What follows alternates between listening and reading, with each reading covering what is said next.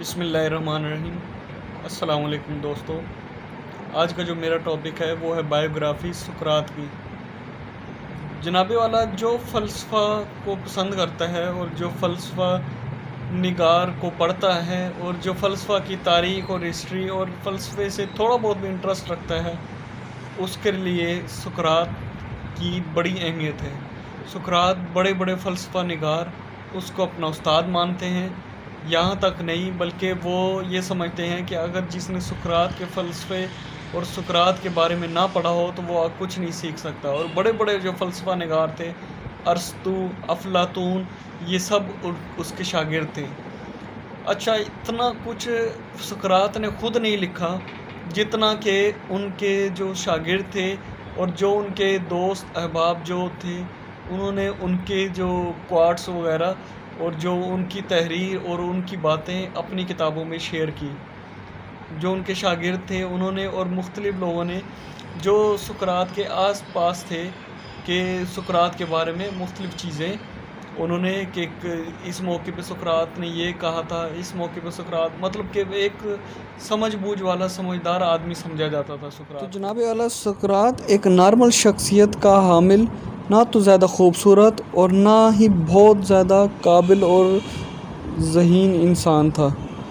بس وہ سوچتا بہت آسان طریقے سے تھا اور جو بولتا تھا اور کام وہ اتنا خاص نہیں کرتا تھا، لیکن اس کی سمجھداری کی وجہ سے لوگ اس کی سمجھداری کی تعریف کیا کرتے تھے کہ بھئی یہ سلجھا ہوا بندہ ہے۔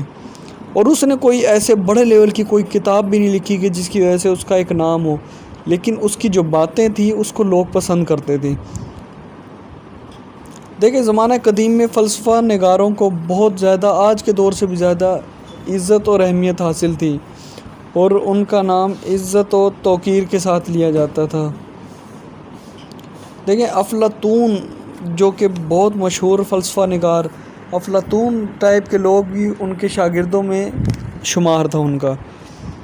اور اس کے علاوہ ان کی مختلف جو کتابیں ہیں، جن میں ارسطو نے جو کتابیں لکھی اور افلاطون نے جو لکھا، جو کچھ بھی لکھا، اس کے ذریعے سقراط کو زندہ رکھا۔ اچھا، پہلے ان کے بارے میں میں بتا دوں وہ کیا تھے اور کیا نہیں تھے۔ ان کے والد صاحب نقاش کا کام کرتے تھے، نقش نگاری جو ہوتی ہے وہ کرتے تھے۔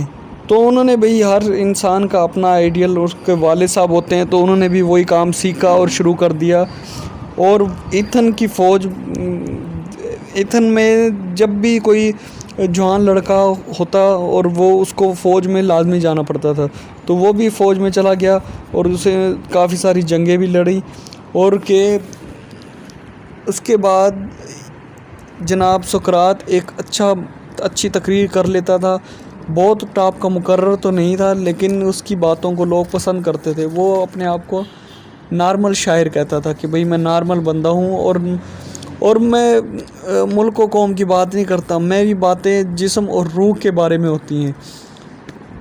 اور زیادہ تر وہ مرد اور عورت کے جتنے بھی مسئلے مسائل اور دوسری جو ان کی روحانی اور یہ اس ٹائپ کی باتوں کا زیادہ اس کا مشن تھا کہ بھئی میں اس کے بارے میں بات کروں۔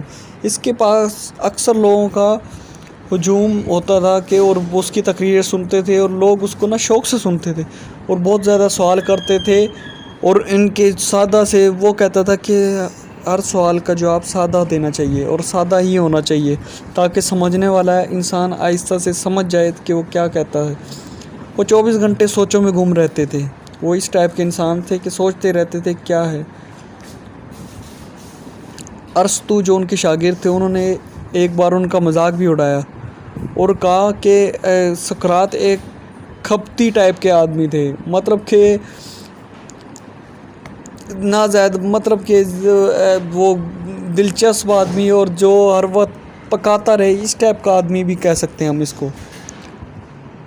اس کے علاوہ سقراط کے بہت مشہور اقوال زرعی ہیں جو آپ کے سامنے میں بھی بیان کروں گا۔ وہ سب سے امیر ہے جو کم سے کم پر راضی ہوں، کیونکہ مواد فطرت کی دولت ہے۔ سقراط فرماتے تھے کہ بدترین بیماری جو کسی انسان کو لاحق ہو سکتی ہے وہ یہ ہے کہ وہ دلائل سے نفرت کرنے لگ جاتا ہے۔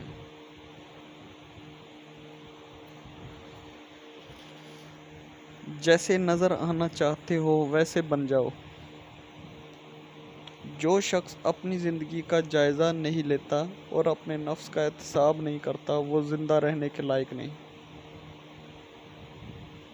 شادی ہر صورت کرنی چاہیے۔ اگر آپ کو اچھی بیوی مل جائے تو خوشی ملے گی، اور اگر بری ملے تو آپ بھی فلاسفر بن جاؤ گے۔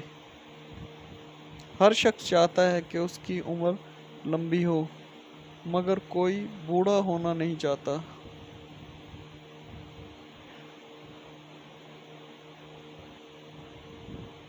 خوبصورتی چند روزہ حکومت ہے۔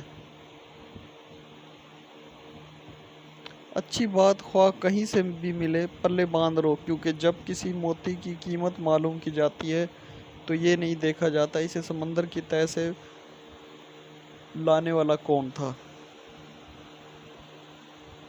اس کے علاوہ بھی بے تحاشا آپ کی کوٹس اور خوبصورت لائنیں ہیں۔ Thank you very much.